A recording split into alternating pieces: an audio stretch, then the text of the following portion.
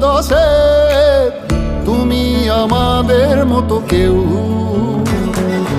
রাখি তোমায় মন গহীনে, হৃদয় আছে যেথা। বঙ্গবন্ধুর কন্যা তুমি, বাংলাদেশের নেতা।